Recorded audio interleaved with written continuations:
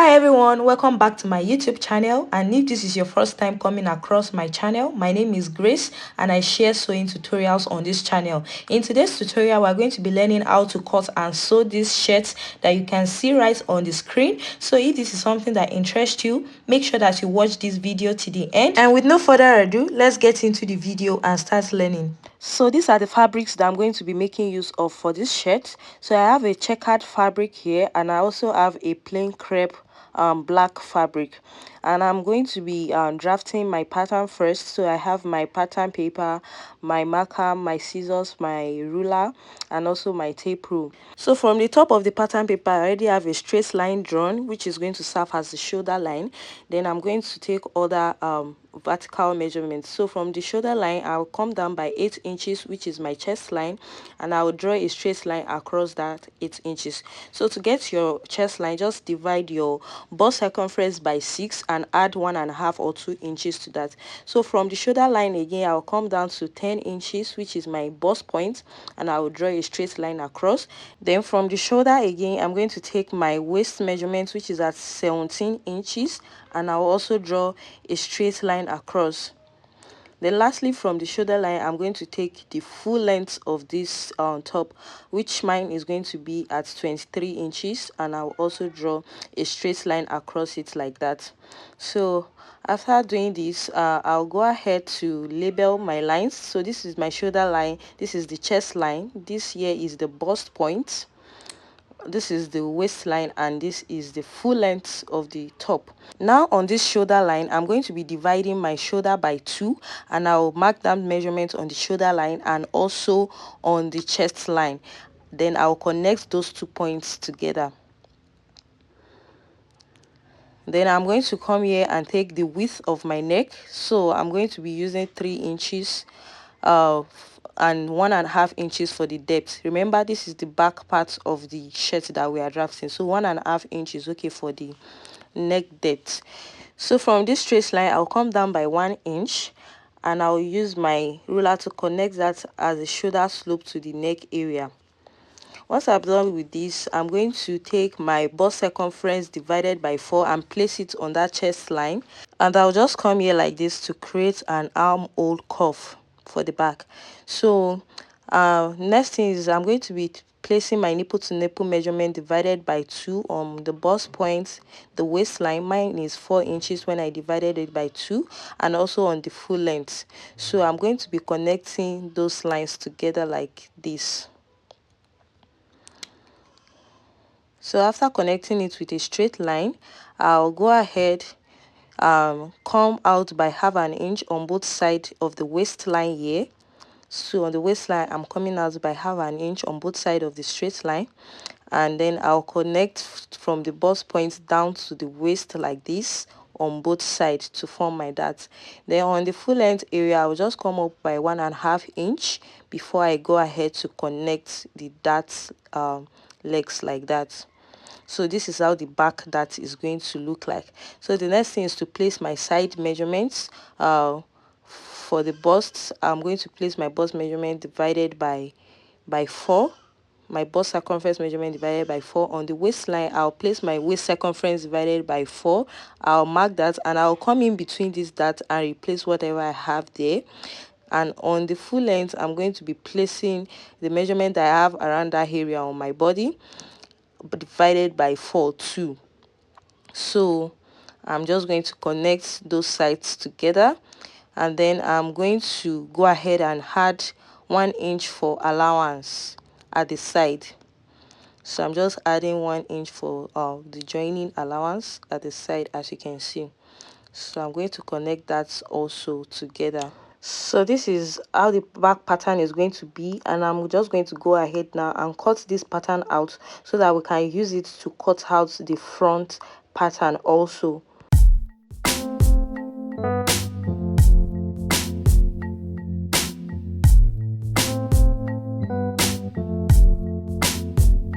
Now to work on the front part of this pattern, I got another pattern paper that is a little bit wider than this back one.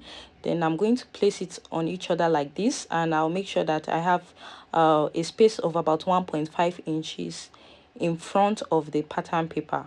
So I'm just going to go ahead to pin the back pattern on the front.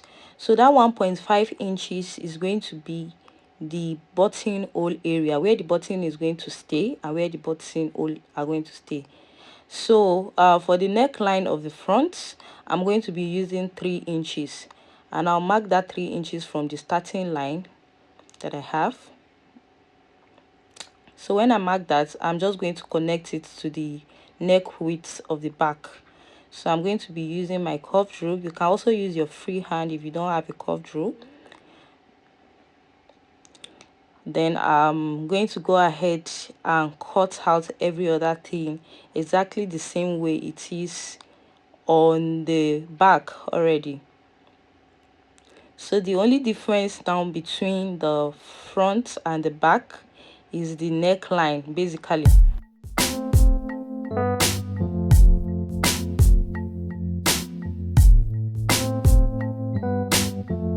So after cutting, I'm just going to use my marker to mark those places where the lines are on both sides like this, just to be sure of where the line falls when I remove the back pattern from the front one now. So I'm going to take off the pins. Then in order to get the dart of the front, I'm going to connect those lines together, just like you see me doing it here like this. So after doing that, I'm just going to label the lines as well for the front. Now I'm going to place my nipple to nipple measurements divided by 2 on the bust points, the waistline, and also on the full length line, and connect those points together in order to get my darts. So after doing this, on the waist, I will also come out by 1/2 inch on both sides of the straight line, just like we did to the back. But on the front, we'll come down by 1/2 inch from the bust point, and also come up by 1.5 inch from the top length line, and connect the darts just the way we connected for the back part also. So once I'm done drawing the darts, the next thing now is to determine where the yoke for both the front and back will be. So on the front, I'm going to come up from my chest line by about 1.5 inches, and I'll mark that and draw a straight line across like this. Then I'll go ahead and cut that out. So is this part that I'm cutting out now that is going to carry the black material at the top area. So I'm going to be tracing off the 1.5 inch for the buttonhole area. I'm going to be taking it off away from the yoke. So I just marked that button allowance away from the yoke, and I'll cut it out. So this now is the front yoke. So I'm just going to label that front yoke. So to get the back yoke, likewise, I'm going to just go ahead and trim out this line from the chest line. So the back yoke is going to be starting from the chest line, and I'm going to label that the back yoke, and that's just how easy it is. Next, I'm going to be working on the front part of this pattern to get the shape that we have down on the front part. So I'm folding in my 1.5 inch for the button allowance, just as you can see me doing it here. So once I've folded this in, then I'm going to just turn it to the other side like this. Then from the center front at the downside here, I'm going to come up by 2.5 inches, and I'm going to mark that. Then I'll come in by 3 inches, and I'll connect those 2 points together. And on the side, I'll just come up by 2 inches, and I'll connect it to that center. So can you see the shape that is bringing out? So I'll go ahead and just cut that out. So that's just to give you that nice shape at the front that looks like that of a waistcoat on the inspiration. So this is the fabric that I will be using, just like I said earlier. So I folded this into 2, and I'll be cutting out the front first. I'm just placing it on it after folding, and I'm going to pin this down. So once I pin it down, I'm just going to go ahead and cut directly as it is on the pattern paper, adding 1/2 inch to the upper part alone and cutting the other part exactly as it is. So I'll just go ahead and cut now.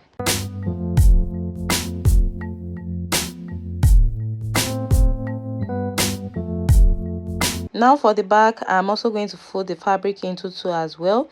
Then I'll make sure that the center back is on the folded edge of the fabric like this. Then I pin it.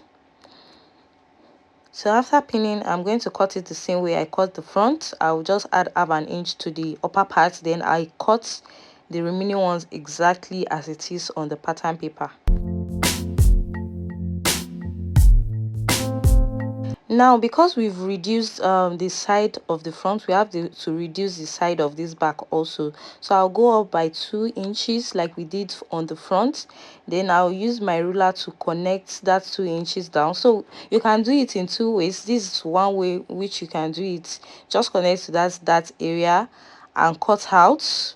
But if you want your back to be straight like mine, then you have to cut out that 2 inches too on the other side. That is the center back area. So for me, I'm going to come up by 2 inches here also and just connect it to the side like that. So this way the back is going to be straight and it's going to still match up with the sides of the front. So I hope you understand this. You can do this directly on your pattern paper before transferring to the fabric. I almost forgot, that's why I'm doing my own on the fabric together with the pattern paper. So for the yoke also, I have my black crepe folded like this, and for the front yoke I'm just going to place it like this and pin it down. Then for the back yoke, I'm going to make sure that the center is on that folded edge like this, and I'm also going to pin it down.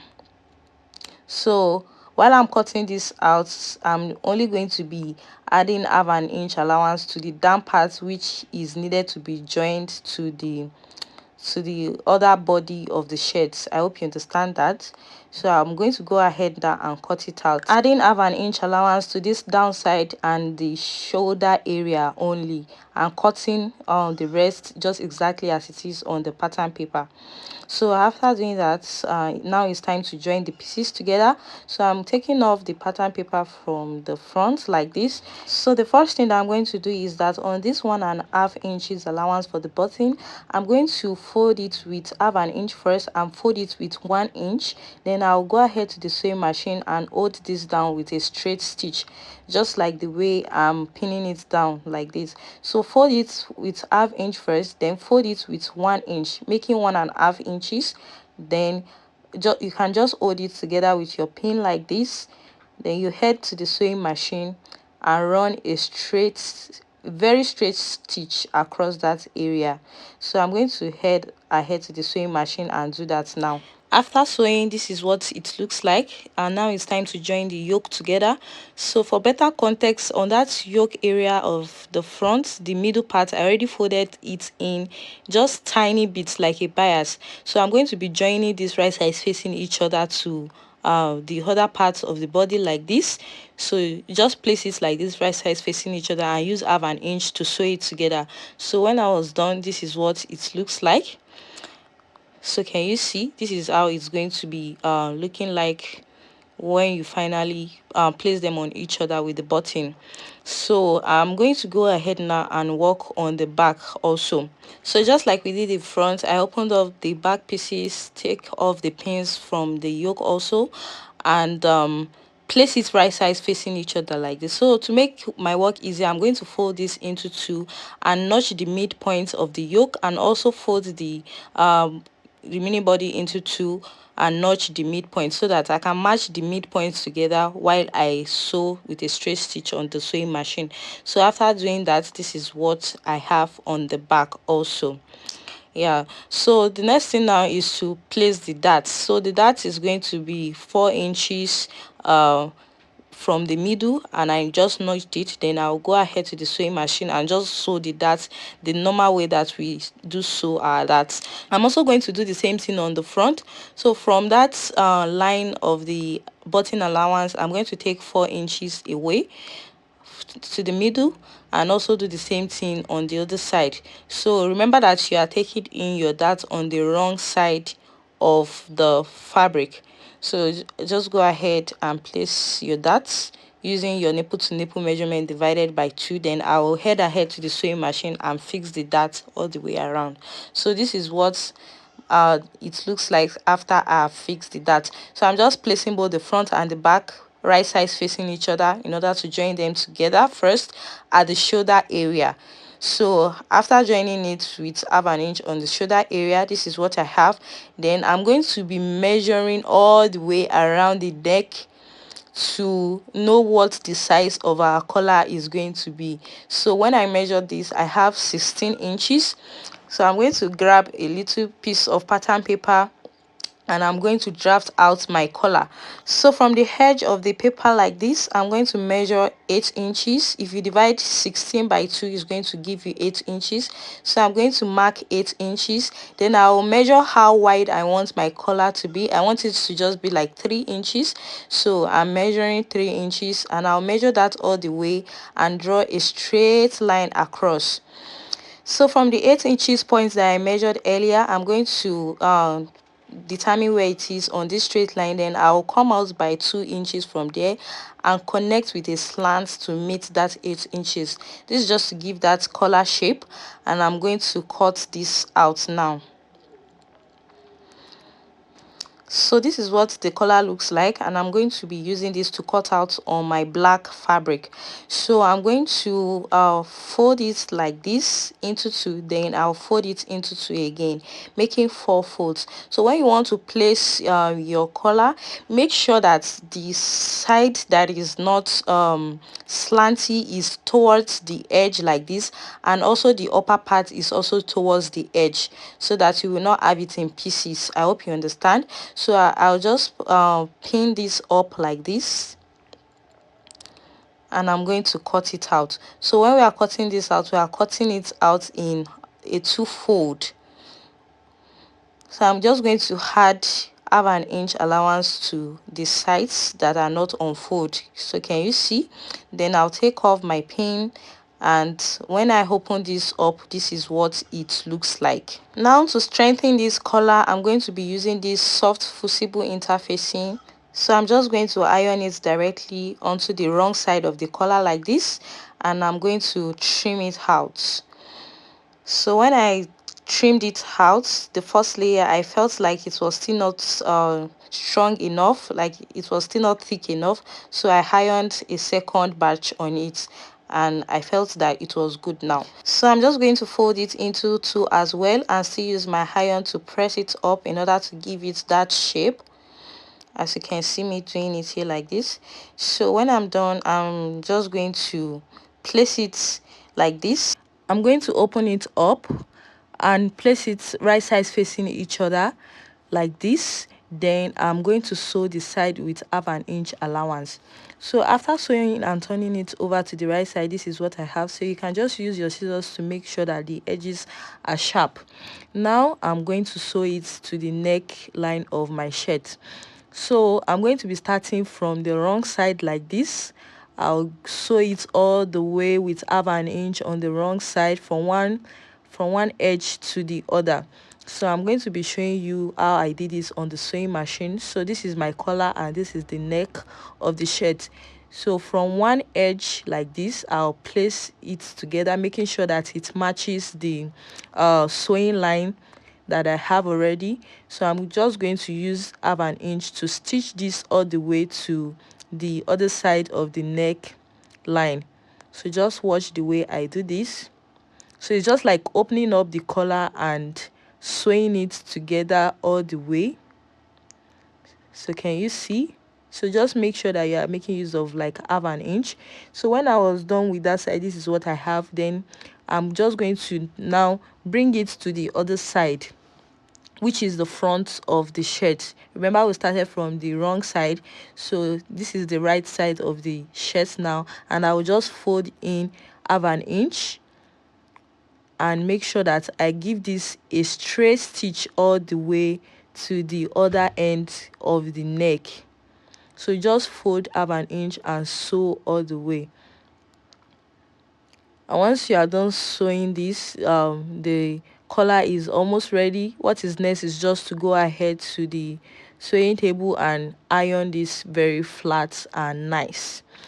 So the next thing now is to join the sides. So I'm just going to place my shirt again right sides facing each other, and I'll go ahead to the sewing machine and join with 1/2 inch sewing allowance that we added earlier, and use it to join it at the side. So this is it after I've joined it. Can you see that the shirt is almost ready? I also gave the collar area a press. So I'm going to measure what I have on the armhole area in order to cut the sleeve. So the remaining fabric that I have here on the black, I'm just going to fold it into 4 like this, and look for a good starting point, measure how long it's going to be, and then I'm going to be drawing a straight line on the starting point where the fabric is rhymed, and from that straight line I'll come down by about 4 inches.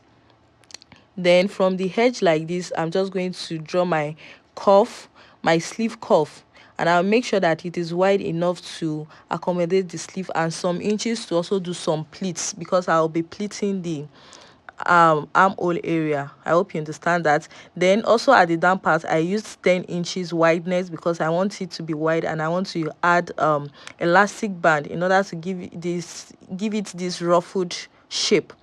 So this is the sleeve when I open it up. So I'm going to measure like 4.5 inch from the down parts of the sleeve like this.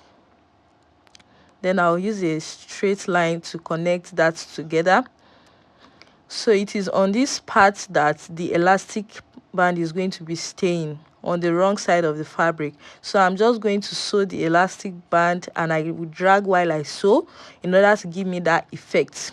So when I was done, this is how it looks like. Can you see?